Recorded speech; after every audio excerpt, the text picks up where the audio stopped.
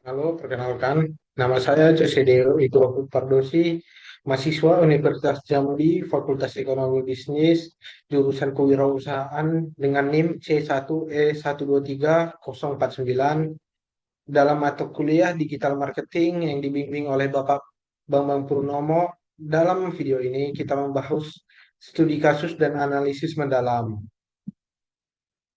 Di poin pertama, ada strategi digital marketing kopi lokal di Jambi.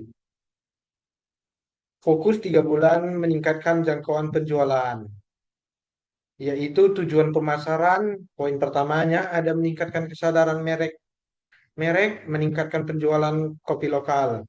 Target pasar di poin pertama, anak muda dan dewasa muda dari umur 18 sampai 35 tahun, penggemar kopi, pengguna aktif Instagram dan WA.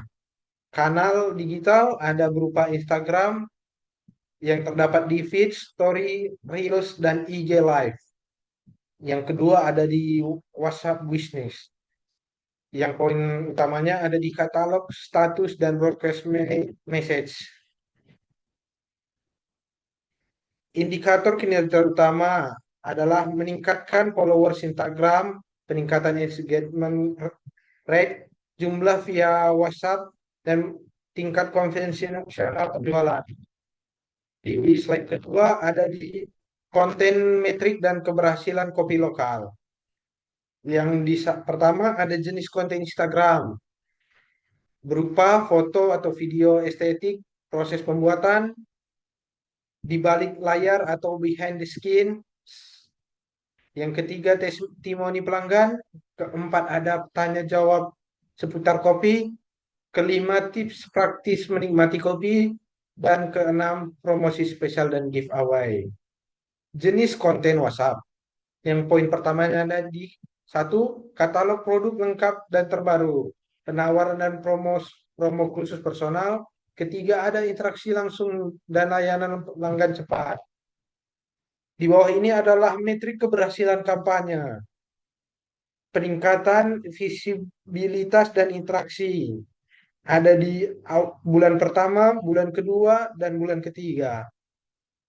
Berikutnya, analisis kopi UMK EM fashion lokal.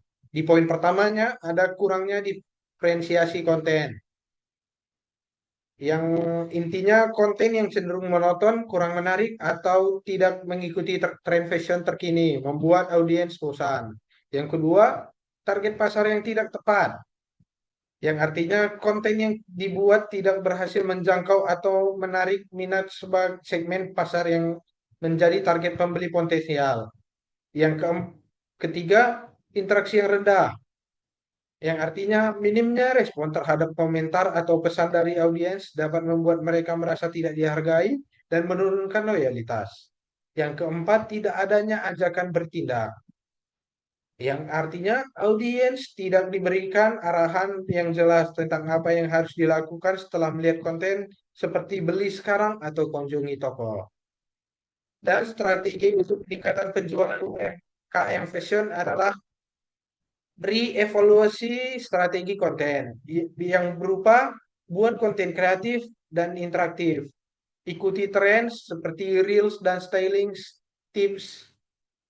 Yang kedua, optimalisasi target audiens. Gunakan fitur targeting untuk jangkauan demografi yang lebih spesifik.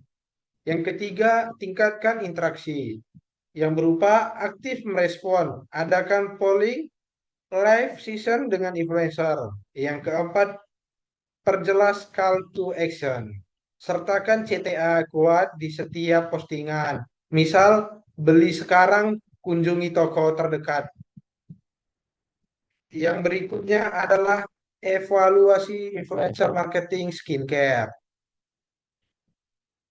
Analisis strategis untuk peningkatan performa. Yang kriteria utama dan berupa relevansi dan autentifikasi audiens. Yang poin kedua, produksi konten atau peranan dan citra merek. Yang ketiga, analisis hasil berupa jangkauan, engagement, dan konvensi. Insight utama evaluasi adalah kampanye influencer yang efektif adalah perpaduan seni, pemikiran strategis, konten berkualitas tinggi, dan analisis data yang cermat. Ada indikator keberhasilan dan optimalisasi kampanye influencer yang poin ada 2 poin nih. Yang poin pertamanya adalah mengukur dampak nyata yang didirikan dari tingkat interaksi, sistem sistem merek, traffic website, konvensi penjualan, brand mention, dan jangkauan. Dan di poin kedua ada meningkatkan efektivitas yang terdiri dari riset influencer mendalam, konten kreatif dan otentik, pantauan kinerja real time, menghubungkan jangkauan panjang, libatkan dalam perkembangan produk. Adapun studi kasus berikutnya, strategi konten startup teknologi edukasi. Berupa ada Instagram, visual dan interaktif.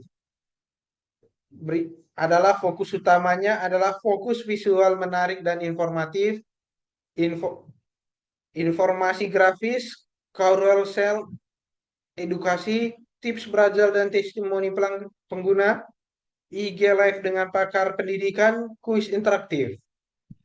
Di TikTok, cermat dan menghibur, video pendek, menghibur, relevan, tren edukasi atau edutainment. Yang ketiga ada di behind the skin dan challenge, tips belajar cepat, konten relatable, tantangan belajar. Berikut adalah cara untuk frekuensi postingan dan storytelling efektif. Yang berikutnya ada di jumlah postingan Instagram feed.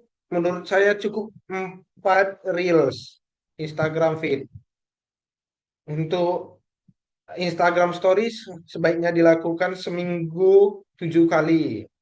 Di TikTok ada 6 postingan untuk seminggu. Berikut adalah pendekatan storytelling di Instagram.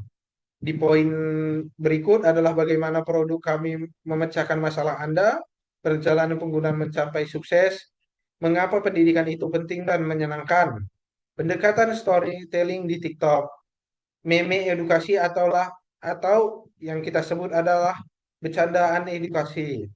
Berikutnya tutorial singkat, challenge belajar interaktif, kisah nyata perubahan berkat platform.